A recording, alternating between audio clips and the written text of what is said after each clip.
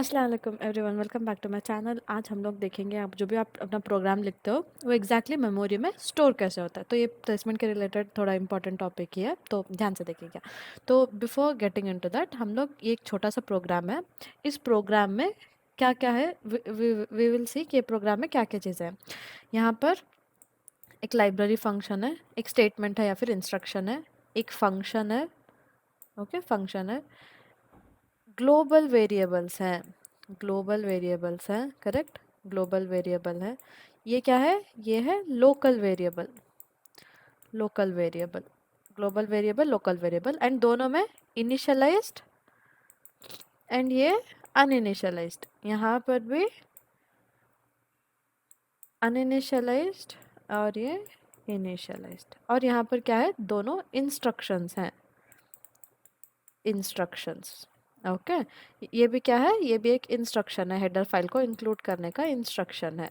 And ये return भी क्या है? एक इंस्ट्रक्शन है कि आप रिटर्न हो जाओ, आपको किसने कॉल किया है आप उधर रिटर्न हो जाओ। ओके, एग्जैक्टली सेम हम अब मेमोरी में सेव, मेमोरी में कैसे मैप करते हो देखते हैं। ओके, मेमोरी में ये 3 सेक्शन स्टैटिक मेमोरी है।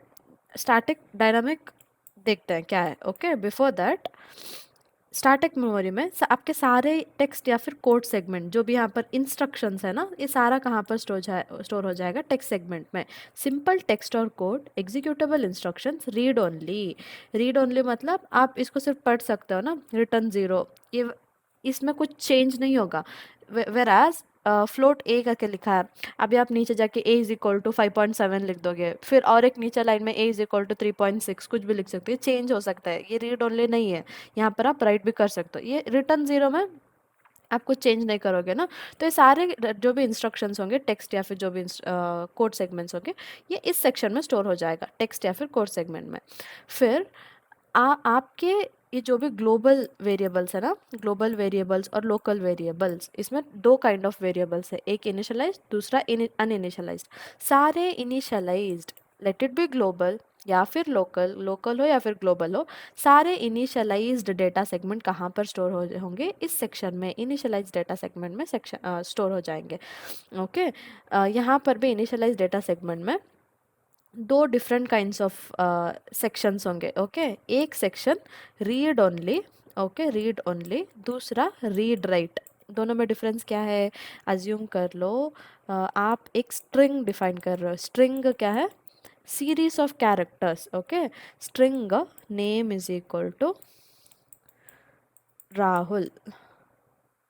ओके, नीचे आप फिर लिखोगे name is equal to Rashmi. Okay, ये नेम वेरिएबल रीड ओनली है क्या? नहीं, ये रीड राइट है। मैं इसे बार बार ओवरराइट कर सकती हूँ। क्या मैं राहुल और रश्मि को बार बार ओवरराइट कर सकती हूँ? नहीं ना, राहुल राहुल ही रहेगा, RAHUL यही रहेगा, हम चेंज नहीं करेंगे, रश्मि रश्मि रहेगी। तो ये रीड ओनली हो गया, बट ये रीड राइट हो गया, करेक्ट। तो based on that initialise data segment में आप स्टोर करोगे। रीड ओनली क्या है, रीड राइट क्या है। Uninitialized data segment, it is also known as BSS segment. Block start by symbol based on some convention, it is known as BSS segment.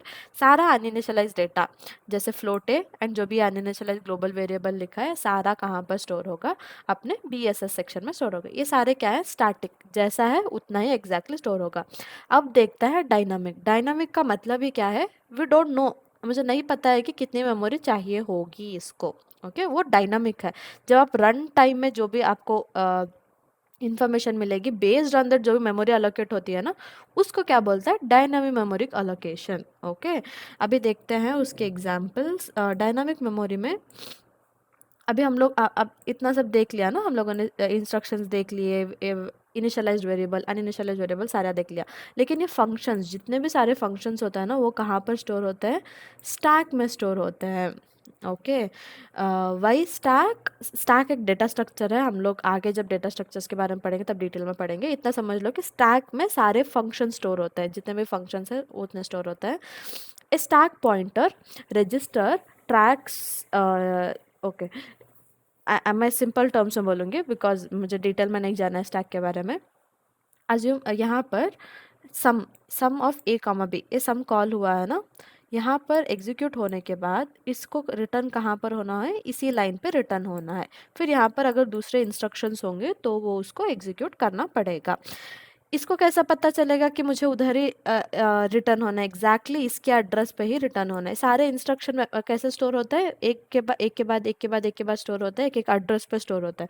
तो exactly से कैसे पता चलेगा, अगर एक बार कंट्रोल इधर चला गया, एग्जैक्टली रिटर्न इधर कैसे होगा, क्योंकि इधर का एड्रेस उस इस फंक्शन ने कहीं पे स्टोर किया हुआ है, वही स्टैक पॉइंटर है जहाँ पर हम लोग रिटर्न एड्रेस स्टोर करते हैं, क्योंकि मुझे रिटर्न होना है, मुझे जिसने कॉल किया मुझे उधर ही जाना है, तो हम लोग वो पॉइंट करते हैं। तो ये सारा डेटा स्टैक पॉइंटर जो भी पॉइंट कर रहा है सब कुछ एक एक फ्रेम में स्टोर होता है, एक एक फ्रेम एक एक फंक्शन के लिए स्टोर होता है। तो बेसिकली फंक्शन स्टैक में स्टोर होता है, इतना याद रख लो, एक फंक्शन स्टैक में स्टोर होता है और हर एक फंक्शन के लिए एक स्टैक फ्रेम होता है, एक फ्रेम होता है, और फ्रेम में रिटर्न एड्रेस एंड जो भी इस फंक्शन के लोकल वेरिएबल्स ग्लोबल वेरिएबल जितना भी उस फंक्शन का डेटा होता है ना, तो वो फ्रेम में स्टोर हुआ होता है। ओके, ना अब देखते हैं कि व्हाट इज हीप। हाँ, हम लोगों ने ये देखा था ना, डिफरेंट डेटा टाइप्स में अरे देखा था। अरे क्या बोला था मैंने, it is a series of allocation, एक series of allocation, continuous allocation, memory के एक के बाद अलोकेट होता है। एग्जैक्ट डिटेल में अरे हम लोग देखते हैं जब डेटा स्ट्रक्चर्स के बारे में पढ़ेंगे। अभी बस इतना याद रख लो कि हम लोग अरे को डिक्लेयर ऐसे करते हैं, इंट, अगर अरे का नाम मैं ARR करके लिख रही हूँ, इंट अरे स्क्वायर ब्रैकेट्स में 5, ठीक है। तो ये मेमोरी में 5 ब्लॉक्स क्रिएट कर देगा, एक दो, हाँ 5 ब्लॉक्स क्रिएट कर देगा। हर एक ब्लॉक का साइज इतना रहेगा कि आप एक एक इंटीजर स्टोर कर सकते हो। ओके, एक एक इंटीजर स्टोर कर सकते हो। यहाँ पर मैंने डायरेक्टली 5 लिखा है, लेकिन ये स्टैटिक हो गया क्योंकि मुझे पता है कि मुझे 5 ही चाहिए, मैंने स्टैटिक लिख दिया। लेकिन अगर मैं यूज़र से इनपुट इनपुट लेके अरे ऑफ एन, एन क्या है, जो भी यूज़र इनपुट लेगा, इनपुट देगा, बेस्ड ऑन दैट उसके हिसाब से मैं उतनी साइज अलोकेट करूँगी। तो यह क्या हो गया, डायनामिक। मुझे नहीं पता है कि मुझे कितनी मेमोरी अलोकेट करनी है, ये मुझे सिर्फ रन टाइम में ही पता चलेगा कि कितनी मेमोरी मुझे चाहिए। तो ये क्या हो गई, डायनामिक।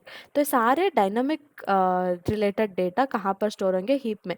इन दोनों का साइज फिक्स नहीं है क्योंकि इन्हें नहीं पता, क्योंकि रन टाइम में ही अगर इसका साइज बढ़ा, अगर अज्यूम कर लो कि हीप इंक्रीज होगा या फिर स्टैक इंक्रीज होगा, कहीं कभी कभार हीप बहुत सारी मेमोरी एलोकेट होगी तो हीप स्टैक को ओवरराइड कर देगा। तो हमें बेस्ड ऑन, अगर हम मेमोरी डिक्लेयर कर रहे हैं तो उस मेमोरी को फ्री भी करना ज़रूरी है। ओके, एक बार मेमोरी यूज़ करें तो आप फ्री कर लोगे, सो दैट ये ओवरलैप नहीं हो जाए एक दूसरे से। तो स्टैक नीचे ग्रो करता है, हीप अपवर्ड्स ग्रो करता है, एंड मेमोरी का एड्रेस लोअर एड्रेस 000, फिर 0001, ऐसे मेमोरी का हर एक सेक्शन के लिए एड्रेस रहता है। ओके, सो दैट आप उस इंस्ट्रक्शन को प्रॉपरली एक्सेस कर सको।